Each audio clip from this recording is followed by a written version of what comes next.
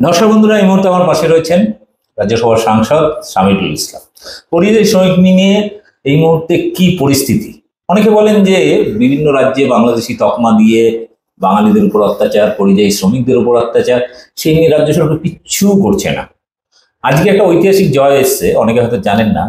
সেটা হচ্ছে কলকাতা হাইকোর্ট নির্দেশ জারি করেছে সোনালী বিবি এবং তার পরিবার, যাদেরকে বাংলাদেশে ছুড়ে ফেলে দিয়েছিল কেন্দ্রীয় সরকার বাংলাদেশি তকমা, তাদেরকে 4 সপ্তাহের মধ্যে ফেরানোর নির্দেশ জারি করেছেন কলকাতা হাইকোর্ট। কি বলবেন? প্রথমে ধন্যবাদ জানাবো মাননীয় মুখ্যমন্ত্রী মমতা বন্দ্যোপাধ্যায়কে এবং অভিষেক বন্দ্যোপাধ্যায়কে। মাননীয় মুখ্যমন্ত্রী মমতা বন্দ্যোপাধ্যায়ের নির্দেশে এই সোনালী পরিবারের পাশে আমরা প্রথম থেকে ছিলাম। এই কেসটা কি হয়েছিল যে সোনালী খাতুনের পরিবার এবং সুইটি বিবির পরিবার, টোটাল 6 জন, তার মধ্যে 3 জন মাইনর ছিল, যারা পার্মানেন্ট বাসিন্দা হচ্ছে বীরভূম জেলার মুরারই বিধানসভাতে। তাদের আমরা 1952 সালের জমির দলিলও পেয়েছিলাম, দাদুর চেনয় জমির দলিল, এবং ভারতীয় হতে গেলে যা যা ডকুমেন্ট লাগে, আধার কার্ড, ভোটার কার্ড, বাচ্চাদের বার্থ সার্টিফিকেট, সব কিছু ছিল। তার বাবারা 25-30 বছর ধরে দিল্লিতে কাজ করত, সেই সূত্রে ওরা দিল্লিতে কাজ করতে গেছিল এবং 24শে জুন দিল্লি রোহিণী থানা থেকে ওদেরকে বাংলাদেশি সন্দেহে ওদেরকে অ্যারেস্ট করে, মারধর করে বলে যে তোমরা বাংলাদেশি। ওরা বারবার বলেন আমরা বাংলাদেশি নয়। তা মারধর করে কোনো জায়গাতে ওরা পড়াশোনা কম জানে, তারপরে কোনো জায়গাতে লিখিয়ে নেয় জবরদস্তি করে। তারপরে দিল্লি এফআরআরও 26শে জুন, 2 দিনের মাথায় ওদেরকে দিল্লি এফআরআরও এবং দিল্লি পুলিশ মিলে আসাম বর্ডার দিয়ে ওদেরকে মেরে পুশ আউট করে দেয় বাংলাদেশে। এবং কোনো রকম যেটা নিয়ম আছে সংবিধানে এবং আইনে, যেটা নিয়ম আছে যে যে রাজ্য লোক বলে দাবি করছে সে রাজ্য থেকে ভেরিফিকেশন করা। ওরা বলেছিল যে আমরা পশ্চিমবঙ্গের বীরভূমের বাসিন্দা, কোনো রকম ভেরিফিকেশন করেনি, স্টেট গভর্নমেন্টকে কোনো রকম ইনফরমেশন দেয়নি, যেটা একদম ইলিগালি পুশ আউট করে দিয়েছিল। তারপরে ইনফরমেশনটা যখন আমাদের কাছে আসে, তখন মাননীয় মুখ্যমন্ত্রী মমতা বন্দ্যোপাধ্যায়ের নির্দেশ মতো তার পরিবারের পাশে আমরা যা যা সাপোর্ট করা দরকার, আইনত সহযোগিতা থেকে আরম্ভ করে আদার্স যা যা সাহায্য করা দরকার সব আমরা করেছিলাম। বিজেপি শাসিত কেন্দ্র সরকার নানা রকম টেকনিক্যাল গ্রাউন্ডে ওদেরকে বাংলাদেশে প্রমাণ করার একটা চক্রান্ত করছিল বারবার। তার ফলে আমরা একবার এসআইএলপি করেছিলাম সুপ্রিম কোর্টে, এবং সুপ্রিম কোর্ট থেকে নির্দেশ দিয়েছিল কলকাতা হাইকোর্টকে যে সোনালী খাতুন এবং সুইটি বিবিদের সিটিজেনশিপ ঠিক করতে হবে যত দ্রুত সম্ভব। তার আজকে রায় অর্ডার বেরিয়েছে, অর্ডার ভার্বালি আমরা শুনেছি কলকাতা হাইকোর্টে। সেটা কিছুক্ষণের মধ্যে আমরা অনলাইনে পেয়েও যাব, যেখানে পরিষ্কার বলা হয়েছে যে সোনালী খাতুন দেখে যেটা বাংলাদেশে পাঠিয়ে দিয়েছিল এফআরআর এবং দিল্লি পুলিশ, সেটা হচ্ছে ইললিগাল, এবং তাদেরকে 4 সপ্তাহের মধ্যে কেন্দ্র সরকার যেন পশ্চিমবঙ্গ ভারতবর্ষে যেন ফিরিয়ে আনে। অ্যাকচুয়ালি যেটা হচ্ছে সোনালী খাতুন এবং সোনালী খাতুন কিন্তু 8 মাসের প্রেগনেন্ট লেডি। তারা বাংলাদেশেও ওরা আবার জেলে আছে, যেহেতু ওরা ভারতীয় বাসিন্দা, ভারতবর্ষের বাসিন্দা, তাই জন্য বাংলাদেশও ফরেন অ্যাক্টে মামলা দিয়ে ওদেরকে জেলে আছে। এবং এটা কিন্তু একটা আইনত জটিল প্রক্রিয়ার মধ্যে ছিল, এবং দিল্লি পুলিশ যেটা করেছিল, ওরা নানাভাবে এফআরআরও মিলে নানাভাবে প্রমাণ করার চেষ্টা করেছিল যে এরা বাংলাদেশি। এর আগেও আমরা অনেক পুশ আউটের কেস দেখেছি, যেমন আমির শেখের কেসটা যেটা দেখলাম, সেটাতে এফআরআরও চিঠি কিংবা ওই রকম পুলিশ প্রমাণ করেনি যে বাংলাদেশি। তার ফলে এই আইনতভাবে একটা জড়ি দেওয়া হয়েছিল এই অসহায় মানুষদেরকে। সেটা খুব দুঃখজনক। হয়তো খুব কম রাষ্ট্র পাওয়া যাবে যার নিজেদের নাগরিককে এইভাবে অন্য দেশে পাঠিয়ে দেয়। এটা মাননীয় মুখ্যমন্ত্রী মমতা বন্দ্যোপাধ্যায় এবং অভিষেক দা ওরা সবাই সহযোগী ছিল বলে আমরা সবাই মিলে ওনাদের যে আইনের লড়াইয়ের পাশে থাকতে পেরেছি। আশা করছি ওরা শিগগিরই ভারতবর্ষে ফিরে আসবে। কিন্তু এখানে একটা প্রশ্ন হচ্ছে যে এই যে আপনি লাগাতার পরিযায়ী শ্রমিকদের এই পুরো বিষয়টাকে দেখছেন, বিভিন্ন রাজ্যে যখন আক্রান্ত হচ্ছে, মুখ্যমন্ত্রীর নির্দেশে কাজটা করছে, কিন্তু আপনারা প্রচারে আসেন না কেন? উল্টো দিকে বিরোধীরা এবং গদি মিডিয়া প্রচার করছে যে কিচ্ছু করা হচ্ছে না। বলে দিই, যারা কাজের মানুষ হয় না তারা বেশি প্রচারে বিশ্বাস করে না। এটা তোমরা যেমন বলি, ভারতবর্ষের কোনো রাজ্য পাবেন না, ঠিক আছে, যে এইরকম কোনো সরকারি বোর্ড আছে। যদি আমরা জনসংখ্যা নিরিখে যদি দেখি যে পশ্চিমবঙ্গ থেকে কতজন মানুষ বাইরে স্টেটে কাজ করতে যায়, আমরা ডোর টু ডোর ক্যাম্পিং করে আমরা 22 লক্ষর কাছাকাছি মানুষ পেয়েছি যারা পশ্চিমবঙ্গের মানুষ, যারা বিভিন্ন স্টেটে কাজ করে। আর পশ্চিমবঙ্গেও কিন্তু 1.5 কোটির ওপর মানুষ, প্রায় 7 থেকে 8 গুণ মানুষ যারা বিভিন্ন স্টেটের মানুষ, তারা পশ্চিমবঙ্গে কাজ করে। আমি এমপি হওয়ার পর, রাজ্যসভার এমপি হওয়ার পর হয়তো প্রথম পার্লামেন্টেরিয়ান যে পরিযায়ী শ্রমিক নিয়ে আমার প্রথম স্পিচ ছিল কিন্তু আমার মাইগ্রেন্ট ওয়ার্কার নিয়ে। এই টপিক নিয়ে আমি কয়েক বছর ধরে, হয়তো খুব কম সংগঠন ভারতবর্ষে পাওয়া যাবে যারা কাজ করতো, এটা কোর টপিক আমার, এবং মাননীয় মুখ্যমন্ত্রীর সহযোগিতায় অনেক সাপোর্ট পেয়েছি। এবং এই বোর্ডে আমাদের মাধ্যমে অনেক কিছু করা হয়। যেমন ধরুন, দিল্লিতে আমাদের একটা অফিস আছে, বিভিন্ন স্টেটে কেউ যদি কোনো প্রবলেমে পড়ে সেটা আমাদের দেখা হয়। জেলায় জেলায় আমাদের বিভিন্ন অফিসাররা আছে, এবং আমাদের একটা কলকাতাতেও আমাদের আছে। আগে যেমন কেউ মারা গেলে তার ডেড বডি আনার ব্যবস্থা ছিল না, এখন যদি কেউ মারা যায় তো সরকার তার ডেড বডি আনার ব্যবস্থা করবে, রেজিস্টার্ড মাইগ্রেন্ট ওয়ার্কার হতে হবে, এবং তার পরিবার 2 লক্ষ টাকা ক্ষতিপূরণও পাবে। যদি দেখেন অন্য স্টেটের মানুষ তো, যেমন পশ্চিমবঙ্গে যারা বাইরে স্টেটের মানুষ এখানে কাজ করেন, তারাও তো ওখানে মারা যায়, তাদের তো অন্য স্টেট নিয়ে যায় না। এবং এই রিসেন্ট এই 9 মাস ধরে যেটা দেখা গেল, যেভাবে তাণ্ডব চালিয়েছে বিশেষ করে বিজেপি শাসিত রাজ্য, মেনলি 90% বিজেপি শাসিত রাজ্য, যে বাংলায় কথা বললে বাংলাদেশি তকমা। এখানে মাননীয় মুখ্যমন্ত্রী মমতা বন্দ্যোপাধ্যায়ের নির্দেশে আমরা আমাদের board, migrant worker welfare board, police প্রশাসন, সিভিল অ্যাডমিনিস্ট্রেশন মিলে দিনরাত এক করে কাজ করছি, দিনরাত এক করে কয়েক হাজার মানুষকে আমরা উদ্ধার করেছি। যেভাবে ডিটেনশনগুলো করা হচ্ছিল একদম ইল্লিগাল, হঠাৎ করে কেউ বাংলায় কথা বললে বিজেপি শাসিত যে কোনো রাজ্যে তাদের মধ্যে কম্পিটিশন আরম্ভ হয়েছিল, কে বেশি অত্যাচার করতে পারে ভাষী মানুষদিকে। কেউ হঠাৎ করে ইল্লিগালি ডিটেন করছিল, বলছিল যে তোমরা প্রমাণ করো তোমরা বাংলাদেশি। সেখানে পশ্চিমবঙ্গ সরকারকে কোনো কিছু জানাচ্ছিল না, কোনো ইনফরমেশন দিচ্ছিল না। এবং তারা যখন ভোটার কার্ড, আধার কার্ড, অনেকে পাসপোর্টও দেখিয়েছিল, যাদের কাছে পাসপোর্ট ছিল, তাও বলছিল যে না তোমরা বাংলাদেশি নয়। এবং আমরা যখন বিভিন্ন ডিস্ট্রিক্ট থেকে যখন জানতে পারছিলাম, যেহেতু আমাদেরকে কোনো রকম ইনফরমেশন দিচ্ছিল না, বিভিন্ন ডিস্ট্রিক্ট থেকে যখন আমরা জানতে পারছিলাম যে এই ডিস্ট্রিক্টের ধরুন মুর্শিদাবাদ কিংবা মালদার কিংবা বীরভূমের কোনো মানুষ অত্যাচারিত হচ্ছে, তখন ওই জেলার এসপিডিএম থেকে দিয়ে আমরা ফিজিক্যাল ভেরিফিকেশন করে তখন আমরা করসপন্ডিং যে জায়গাতে অত্যাচারিত হচ্ছিল ওই রাজ্যে যখন পাঠাচ্ছিলাম, তারপরে 2-3 দিন ধরে অত্যাচার করছিল। কিছু গ্রুপকে আমরা যখন বারবার যখন আমরা বলছিলাম তখন সেটাকে হাইলাইটেড করছিলাম, কিছু গ্রুপকে ছাড়তো, আবার কিছু গ্রুপকে ধরতো। এটা হিউজ লেভেলে ধরেছিল। তার ফলে মাননীয় মুখ্যমন্ত্রী মমতা বন্দ্যোপাধ্যায়ের নির্দেশ মতো আমরা মাইগ্রেন্ট ওয়ার্কার ওয়েলফেয়ার বোর্ড থেকে সুপ্রিম কোর্টে একটা পিআইএল ফাইল করি। এই সুপ্রিম কোর্টে পিআইএল করার পর যখন সুপ্রিম কোর্ট থেকে বিভিন্ন স্টেটের কাছে যখন জানতে চাওয়া হয় কেন এরকম করা হচ্ছে, একটা এপিডিপি জানতে চাইলো, সেই কেসটা এখনো চলছে আমাদের এখানে। একটু আমি জাস্ট ঢুকছি, সেটা হচ্ছে বাজারে প্রচার, সেটা হচ্ছে রাজ্য সরকার কোনো সুপ্রিম কোর্টে মামলা করেনি, কেন্দ্র সরকারকে কোনো ওয়ার্নিং দেয়নি, কোনো কাজই করছে না, বিনা কারণে অত্যাচারিত হচ্ছে। সেটা বলছি, যারা রায়টা দেখুন না সুপ্রিম কোর্টের যেটা বলেছে যে এপিডিপি দিতে বলেছে, কেন এরকম করা হয়েছে, এবং তার ফলে অত্যাচারটা কমে গেছে। আর বিরোধীদের কাজ তো হচ্ছে শুধু কারোর মধ্যে বিরোধিতা করা। এখানে আজ অব্দি কেউ বলতে পারবে না যে আমাদের কাছে ইস্যু এসছে আর আমরা হ্যান্ডেল করিনি। এর আগে তো মাইগ্রেন্ট ওয়ার্কার ইস্যুটা তো কেবল আজকের নয়। ভারতবর্ষে যদি আমরা টোটাল পপুলেশন দেখি, টোটাল 38% মানুষ হচ্ছে মাইগ্রেশন।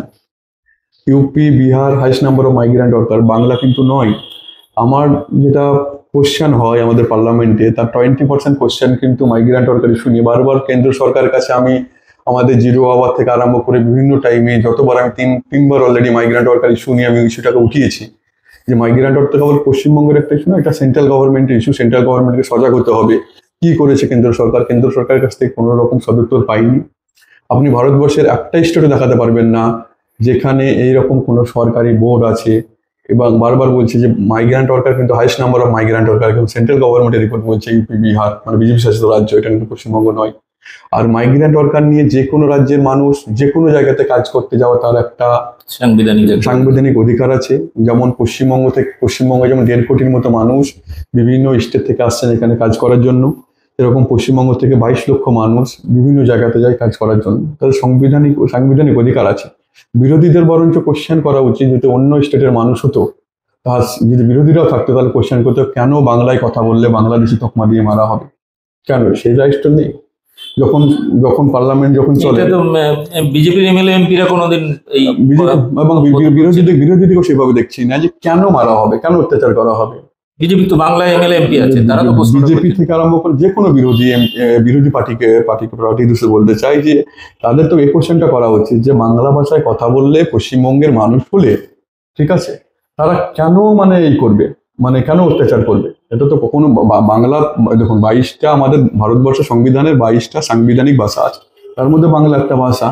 দিল্লি পুলিশ আপনারা দেখেছেন যে দিল্লি পুলিশ একটা ভাষাকে, বাংলা ভাষাকে বাংলাদেশি ভাষা বলল, কিভাবে আমাদেরকে অসম্মান করানো হয়েছে। যদি আমরা বাংলা যদি হিস্ট্রি দেখি, যে আমাদের যে দেশের ন্যাশনাল অ্যান্থাম সেটা বাংলাতে লেখা রবীন্দ্রনাথ ঠাকুর লিখেছিলেন, বন্দে মাতরম বঙ্কিমচন্দ্র চট্টোপাধ্যায় লিখেছিলেন। আমরা যদি সেলুলার জেল দেখি, স্বাধীনতা সংগ্রামে সব থেকে যদি বেশি মানে যদি অবদান থাকে, সে আমি অন্যান্য স্টেটকে আমি সম্মান জানিয়ে বলছি, 70% উপর মানুষ সেলুলার জেলে ছিল, বাংলাভাষী মানুষ।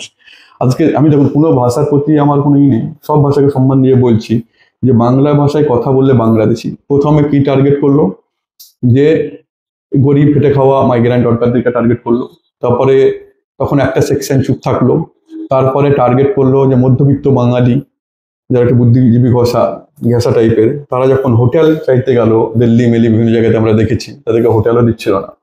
আমার কাছে 7 মাস আগে একটা ইস্যু আছে, একটা পুণ্যার্থী যিনি হরিদ্বার গেছিলেন পুজো দিতে, সেখানে মাছলি খাতা হয় বলে হোটেল দিচ্ছিল না। অনেক ইস্যু এসছে এরকম। আর এই পিরিয়ডে 7-8 মাস পিরিয়ডে যেভাবে আমরা লাগাতার অ্যাডমিনিস্ট্রেশন এবং আমরা সবাই মিলে মমতা বন্দ্যোপাধ্যায়ের নির্দেশ মতো কাজ করেছি, আপনাদেরকে বলারই নেই, আমাদের প্রচুর ডেটা আছে। অসহায় মানুষ, যেমন কিছু কেস আমরা দেখেছি এবং আমরা লড়ছি, আমরা সহযোগিতা করছি। যেমন দিনাজপুরের একটা কেস, যেখানে রাজবংশী আছে এবং মতুয়া সম্প্রদায়ের মানুষ আছে, মুম্বাইয়ে জেল খাটছে ফরেন ট্যাক্স মামলাতে, তার লয়ারও আমরা ঠিক করে দিয়েছি। কোচবিহারে কিছু কেস পেলাম, ইউপিতে লয়ার ঠিক করে দিয়েছিলাম, পরে ছাড়া পেয়েছে, ঠিক আছে। মানে নানাভাবে মতুয়া সম্প্রদায়ের মানুষকে আপনারা দেখেছেন, বাংলায় কথা বললেই করা হয়েছে। আদিবাসী সম্প্রদায় বলুন, এখানে আপনার দাস টাইটেলে অনেক লোকে পেয়েছি আমরা, হাজরা টাইটেল আছে তাদের অনেক লোকে পেয়েছি। যে কোনো সম্প্রদায়ের মানুষ সে যদি বাংলায় কথা বলছে তাকে বাংলাদেশ তকমা দিয়ে একদম অত্যাচার করা হয়েছে। আর যে বিরোধীরা যারা বলছে যে কিছু কাজ করে না, তারা আমার সামনে আসুক না, ঠিক আছে, কি কাজ করছি না করছি দেখবে ওরা। এবং অনেক বিরোধী যারা ইন্টারনালি আমরা বলছে এই যে এটা ঘটেছে, মুখ্যমন্ত্রী কিছু বলছে না কেন? মুখ্যমন্ত্রী যেভাবে ফাইট দিয়েছে, আজকে সুপ্রিম কোর্টে পিআইএল করানো হয়েছে ওনার নির্দেশে, যে সোনালী ইস্যু নিয়ে, আমি পার্টিকুলারলি বলি, সোনালীরা হচ্ছে খেটে খাওয়া গরিব মানুষ, ঠিক আছে। মমতা ব্যানার্জি ছাড়া, অভিষেক বন্দ্যোপাধ্যায় ছাড়া এদের পাশে কারা ছিল দেখা? কেউ একটা কথা বলেছে বিরোধীরা? কেউ? বিজেপি কথা বাদ, অনেকে বাড়িতে গিয়ে একটু সান্ত্বনা দিয়েছে, মানে সেইভাবে কেউ কোনো করেছে? এখানে তো অনেক পার্টি লয়ার ছিল, তারা কি দাঁড়িয়েছিল কখনো এখানে? কখনো সাপোর্ট করেছিল? কেউ কাউকে তো পাইনি আমরা, কাউকে পাইনি ফুটেজ করার জন্য সবার আগে, না কেউ কাউকে পাইনি আমরা। আমি একদম সব ঢপ মারি না কখনো, ঠিক আছে। কখনো খালি মানে কি বলুন তো, মানে ইস্যুটা মানে যেটা আমার খুব খারাপ লেগেছে, যেহেতু এই টপিকটার উপরে আমি কয়েক বছর ধরে কাজ করি পলিটিক্সে আসার আগে, আমি খুব শকড হয়েছি যে বিরোধী যারা বিজেপি বাদেও যারা বিরোধী আছে, তারা তো আওয়াজটা উঠাতে পারতো যে বাংলায় কথা বললে কেন অন্য স্টেটের মানুষ কেন আমাদেরকে অত্যাচার করবে। যেমন বীরভূমের রিসেন্ট একটা ছেলেকে পিটিয়ে মেরে দিল 7 দিন আগে, তার 2 মাস আগে একজনকে মেরেছে। এরকম তো প্রচুর অত্যাচার হচ্ছে, একবারও তোকে প্রোটেস্ট করেনি না, এর জন্য দায়ী মমতা ব্যানার্জি।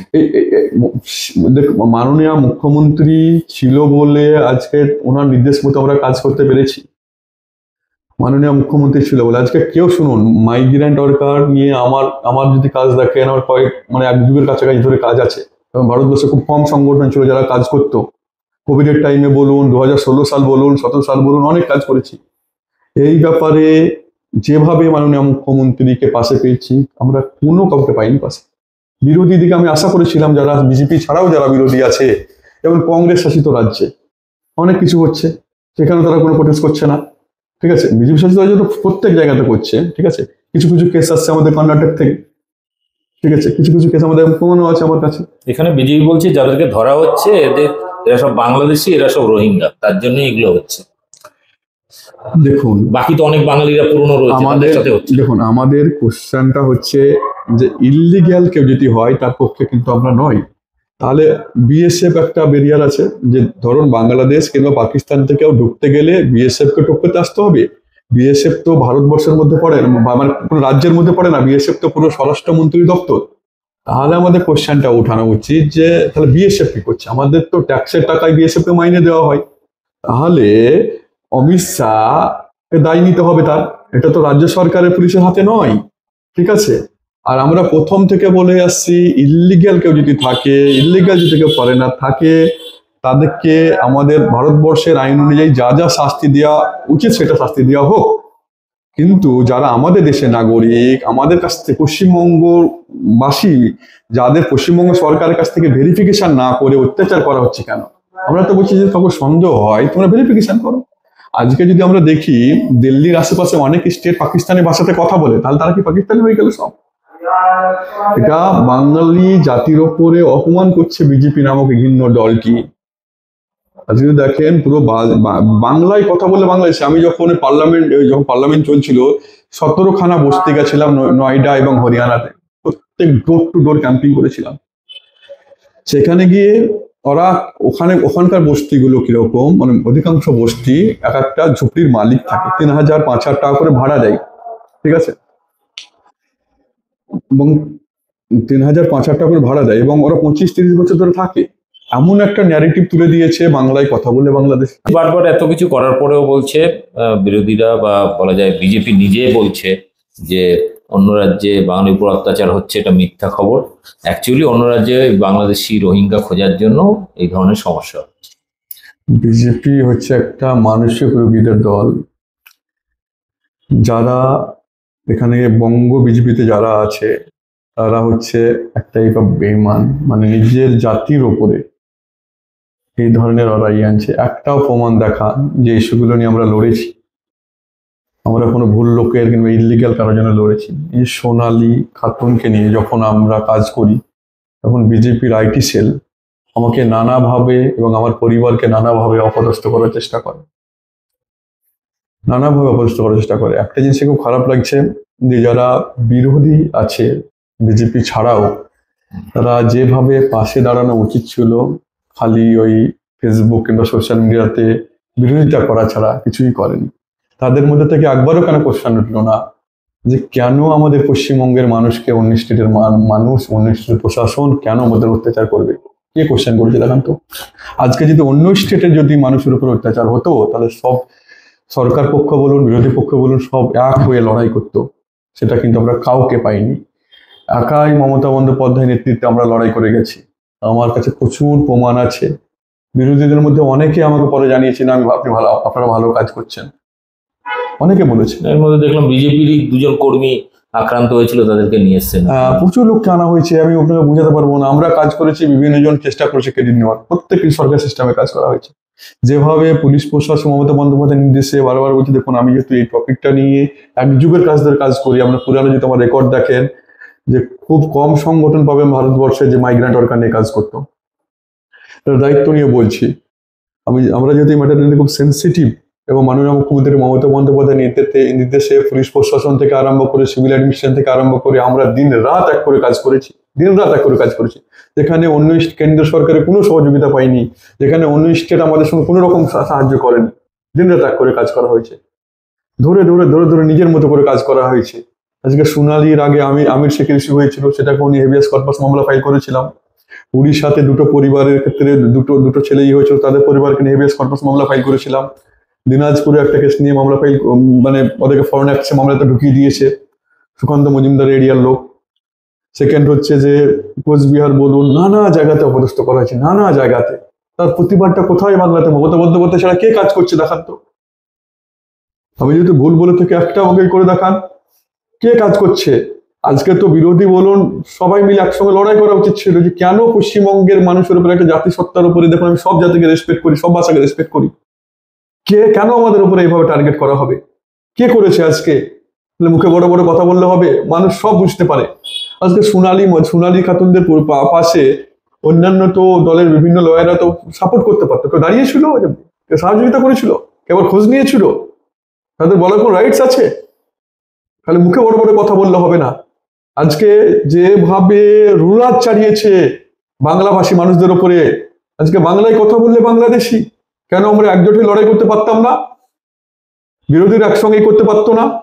পার্টির কথা বাদ দেন, আজকে তো সবাই যারা আমরা পশ্চিমবঙ্গে বাস করছি, আমাদের একটা ভাষার টানে সবাই হিন্দু, মুসলমান, আদিবাসী সব ধরনের, মানে অনেকে, যদিও বিভিন্ন কালচারের ভাষার মানুষ আছে, সবাই তো আমরা বাংলা ভাষায় বাস করার জন্য একই টানে আমরা লড়াই করতে পারতাম। কে করেছে লড়াই? এখানে যখন এটা হচ্ছে কে লড়াই আইনি লড়াই লড়ছেন, পাশাপাশি এই নিয়ে আন্দোলনও করছে। আমাদের দল আজকে দেখুন, মাননীয় মুখ্যমন্ত্রী মমতা বন্দ্যোপাধ্যায়কে ধন্যবাদ জানাবো, অভিষেক বন্দ্যোপাধ্যায়কে ধন্যবাদ জানাবো, যে যারা লড়াই করেছে মাটিতে নেমে, আইনের সাহায্যতা থেকে আরম্ভ করে সবকিছু করেছি আমরা। দিন রাত এক করে 3টের সময় ফোন, 2টোর সময় ফোন, সবসময় আমরা এই করেছি। আমাদের হেল্পলাইন নাম্বার আছে, পুলিশের দিক থেকে একটা হেল্পলাইন নাম্বারই করা হয়েছে। সমশ্রী বলে যে প্রকল্পটা মমতা বন্দ্যোপাধ্যায় চালু করলেন, ওটা ভেরিফিকেশনের পর আস্তে আস্তে এই হচ্ছে, এটাকে ইমপ্লিমেন্ট হচ্ছে। কে দাঁড়িয়েছে? যে আজকে বিরোধীদের কাজটা কি ছিল, যখন বাংলায় পার্টির কথা ভুলে যান, পশ্চিমবঙ্গের মানুষ হয়ে প্রত্যেকটা নেতৃত্ব দায়িত্ব ছিল এটা, যে কেন মানে বাংলার মানুষকে বাইরে কথা বললে কেন আঘাত করা হবে, কে করেছে? আজকে আপনি পার্টির কথা পরে পরে আসবেন, একটা জাতির উপর আঘাত আনা হচ্ছে। আজকে যে জাতি স্বাধীনতার সংগ্রামে সবের থেকে বড় ভূমিকা নিয়েছিল, সেই জাতির উপর আঘাত আনা হচ্ছে। আর কিছু দেখছি লিডার, কেন এখানকার মানুষ বাইরে যাবে, সেটা পরে ইস্যু। সেটা যদি বলেন তো পশ্চিমবঙ্গ থেকে 22 লাখ মানুষ বাইরে যায়, আর পশ্চিমবঙ্গে তো 1.5 কোটি মানুষ বাস করে, যেখানে তাদের প্রশাসনের তরফ থেকে একজন করে মানুষের উপর দেখাতে পারবে না যে আঘাত আনা হয়েছে, এবং আঘাত আনা হবে না মমতা বন্দ্যোপাধ্যায়ের নেতৃত্বে। আজকে কেন বিরোধীরা কেন কোশ্চেনটা করবে যে বাইরে কেন যাচ্ছে? আসছে করতো যে মাইগ্রেশনটা হচ্ছে একটা কন্টিনিউয়াস হয়ে, যে কোনো কান্ট্রি ডেভেলপমেন্টের জন্য যে কোনো মানুষ যে কোনো জায়গাতে কাজ করতে যেতে পারে। আজকে যে বিভিন্ন IAS IPSরা আসছে, কিংবা আমরা যারা MP যারা দিল্লিতে যখন যাই, তারা কি আমরা মাইগ্রেশন নয়? আজকে আপনাদের যারা সাংবাদিক যারা বাইরে কাজ করেন, তারা কি মাইগ্রেশন নয়? আজকে এই গরিব মানুষগুলোর উপর অত্যাচার হচ্ছে বলে খালি রাজনীতি করছেন আপনারা, আর বড় বড় কথা বলছেন। কি করেছেন আপনারা যারা বিরোধী? খালি বড় বড় কথা বলছেন আপনারা, খালি মিডিয়া ফুটেজ নেওয়ার জন্য আর বড় বড় করার জন্য। এখন আমি আপনাকে দায়িত্ব নিয়ে বলছি, যেহেতু মাইগ্রেন্ট ওয়ার্কার আমার কোর টপিক, এই টপিকটা আমি এক যুগের কাছাকাছি ধরে কাজ করি আমরা। আমি যেভাবে মাননীয় মুখ্যমন্ত্রী মমতা বন্দ্যোপাধ্যায়কে এবং বন্দ্যোপাধ্যায় পেয়েছি, আমি ওনাদের সাহায্য ছাড়াই কাজগুলো করা যেত না, ওনাদের সিস্টেম ছাড়া আজকে রাজ্য সরকার প্রশাসনের হেল্প ছাড়া করা যেত না কোনোভাবে। সেটা একটা প্রশ্ন, সেটা হচ্ছে আমরা এর আগে এই জিনিস দেখিনি, বিজেপি ক্ষমতা আসার পরেই এটা কিন্তু বাড়ছে। এটা 17 সাল থেকে কিছু কিছু আরম্ভ হয়েছিল, কিছু কিছু আমরা পেয়েছিলাম 16-17 সাল থেকে, কিন্তু এটা মারাত্মক ভাবে বাড়লো 8-9 মাস ধরে, একদম রুলার চলেছে আমাদের একদম পুরোপুরি। দিন রাত এক করে আমাদের কাজ করতে হচ্ছে। এখানে 10টা গ্রুপকে ধরলো, মানে 50 জনকে ধরলো, তো আবার 20 জন, আবার 30 জন, এই স্টেট বন্ধ হচ্ছে, তারা কি স্টেট কন্টিনিউয়াস হইতে বিজেপি রাজ্যগুলোতে করা হয়েছে এগুলো। আমরা পার্লামেন্টে 2677 একটা হয় আমাদের, বারবার তুলেছিলাম আমরা, যে পার্লামেন্টে ডিসকাশন করা হোক, কেন পরিযায়ী শ্রমিক এবং বাংলা ভাষী মানুষদের উপর অত্যাচার করা হবে। আমাদের কোনো টাইম দেয়নি আমাদেরকে, বারবার আমরা এই করেছি, খবরও হয়, আমরা নোটিশও পাঠিয়েছি, আমরা একদমই টাইম দেয়নি আমাদেরকে। আর কিছু ছুটকা ফুটকা কিছু এসে মানে করছে একদম পুরোপুরি। মানুষ সবই বুঝতে পারে যে আজকে এই যখন এই বিপর্যয়টা চলছে এবং এখনো যেটা চলছে, কেউ একবার বলেছে যে কেন অন্য স্টেটের মানুষ অ্যাটাক করবে? কি রাইটস আছে তাদের? এই যে এখন না হলে মুখ্যমন্ত্রী আছেন বা আপনারা কাজ করছেন, 26-এ যদি বিজেপি ক্ষমতায় আসে, বিজেপি আসবে না, বিজেপি 40-এ নিচে নেমে যাবে, বিজেপি কখনো ক্ষমতা আসবে না। বাংলা বিরোধী দল কখনো বাংলা মানুষ অ্যাকসেপ্ট করবে না, বাংলা বিরোধী, জনজাতি বিরোধী, এখানে সম্প্রীতি বিরোধী দল বিজেপি কখনো কোনো মানুষ অ্যাকসেপ্ট করবে না এটাকে। বাংলা মানুষ ওদেরকে রিজেক্ট আরো করবে, বাংলা মানুষ বুঝে গেছে। কিন্তু আবার তো একটা গ্রুপ মুসলিম ভোট কাটার চেষ্টা চলছে, তারা বোঝাতে দেখুন ওর মানুষ বেশি মুসলিমদের শত্রু। দেখুন মমতা বন্দ্যোপাধ্যায়কে যতটুকু আমি দেখেছি, উনি সব মানুষের পক্ষে, সব মানুষকে নিয়ে চলতে যাই। অনেক জায়গাতে দেখেছি সম্প্রীতির পক্ষের, উনি সবাইকে নিয়ে চলতে চাই। দেখুন আমি যেহেতু পরিযায়ী শ্রমিক ম্যাটারটা বলছি, ওগুলো আমাদের মুখপাত্রের সাথে কথা বলবেন, কিন্তু যতটুকু আমি দেখেছি যে সবাইকে নিয়ে উনি চলেন, সব মানুষের পক্ষে থাকেন উনি একদম। তো বিষয়টা হচ্ছে, আমি আপনাদের একটু জাস্ট বলি সারাংশ, সেটা হচ্ছে আমি দীর্ঘদিন ধরে চিনি শ্যামলদাকে, এবং তার কাজকর্ম একদম গ্রাউন্ড লেভেলের কাজ। তিনি প্রচার বিমুখ লোক, ওই জন্য মিডিয়াতে আসতে পছন্দ করেন না। মানে আজকে রীতিমতো জোর করে, যেহেতু একটা মামলায় আজকে হাইকোর্টে ঐতিহাসিক রায় হয়েছে, তার জন্য জোর করে তাকে ইন্টারভিউ নিলাম। মানে তিনি মিডিয়াতে আসতেই চান না, কারণ যেটা হচ্ছে একটা বিশাল বড় টপিক, গত 9 মাস 10 মাস ধরে মানে বিভিন্ন রাজ্যে বাঙালিদের উপর অত্যাচার, সেই জিনিসটা নিয়ে নিঃশব্দে কাজ করে গেছেন। কোর্টে করেছেন, সংসদে করেছেন, বিভিন্ন প্রশাসনিক লেভেলে কাজ করেছেন। বাংলাদেশে ছুঁড়ে ফেলে দেওয়া হচ্ছে সেই মানুষগুলোকে আবার ফেরত আনার, বিভিন্ন জায়গায় অত্যাচারিত হচ্ছে, খুন হয়েছে, ডিটেনশন ক্যাম্পে, লক আপে, সমস্ত কিছু কাজ করার পরেও বিরোধীদের মধ্যে অনেকেই বিষয়টা নিয়ে ফুটেজ খাওয়ার চেষ্টা করছে। কিছুই করছে না রাজ্য সরকার, কিছুই করছে না। এই যে ন্যাকামি, মানে এটা সস্তার প্রচার করছে, গদি মিডিয়া সেটাকে হাইলাইট করছে।